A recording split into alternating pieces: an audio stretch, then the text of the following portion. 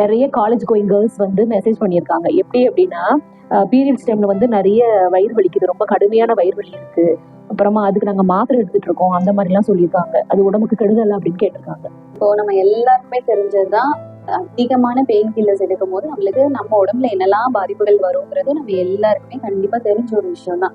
So அதை நான் திருப்பியும் வந்து நான் ரிமைண்ட் பண்ணணும்னு இல்லை. ஆனா நம்ம எப்பவுமே பீரியட்ஸ் டைம்ல வரக்கூடிய பெயினுக்கு என்ன பண்ணலாம் அப்படின்னா, பீரியட்ஸுக்கு ஒரு வாரத்துக்கு முன்னாடி நம்மளோட உடம்ப வந்து தயார் பண்றதுக்கு ஆரம்பிச்சிடணும். ஸோ ரொம்ப சிம்பிளா நம்மளுக்கு தெரியும் எந்த டேட்ல பீரியட்ஸ் வரப்போகுது, பீரியட்ஸ் வந்துச்சுன்னா நமக்கு எவ்வளவு நாள் இருக்கும், எப்பெல்லாம் வந்து பெயின் வரும் அப்படிங்கிறது நம்மளுக்கு கண்டிப்பா தெரியும். ஸோ அதுக்காக நம்மளுடைய மனசையும் உடம்பையும் நம்ம வந்து ப்ரிப்பேர் பண்றதுக்கு ஆரம்பிக்கணும். என்னெல்லாம் பண்ணலாம்? ஒரு 1 வீக்குக்கு முன்னாடியே நம்ம நல்ல ஹைட்ரேட்டடா இருக்கணும், நிறைய தண்ணி குடிக்கிறதுக்கு ஆரம்பிக்கணும். டெய்லியும் கண்டிப்பா ப்ரோட்டீன்ஸ் வந்து எடுத்துக்க ஆரம்பிக்கணும். ப்ரோட்டீன் அப்படிங்கிறது வந்து பால், தயிர், நம்மளோட பன்னீர், நம்மளுடைய கொண்டக்கடலை, பச்சைப்பயிறு, நிலக்கடலை, இது எல்லாத்துலயுமே வந்து ப்ரோட்டீன் இருக்கு. பருப்புல இருக்கு, எல்லா வகையான பருப்புலயுமே இருக்கு. ஸோ ப்ரோட்டீனை நம்ம 3 வேளைக்குமே வந்து கொஞ்சம் கொஞ்சமா எடுத்துக்கிறதுக்கு பிளான் பண்ணலாம். 2.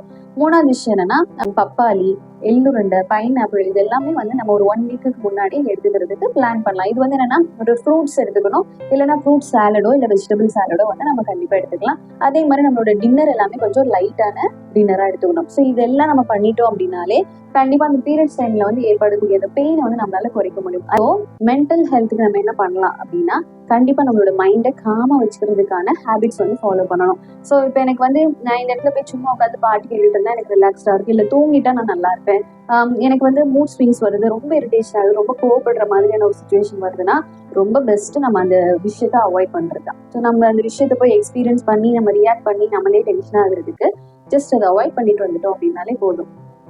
ஸோ இந்த மாதிரி விஷயங்களை ஃபாலோ பண்ணிட்டோம் அப்படின்னா ஃபிசிக்கலாகவும் சரி, எமோஷனலாகவும் சரி, நம்மளால இந்த பீரியட்ஸை வந்து ஈஸியாக ஹேண்டில் பண்ணிட முடியும். லைக் பண்ணுங்க, ஷேர் பண்ணுங்க, கமெண்ட் பண்ணுங்க. பாய், தேங்க்யூ.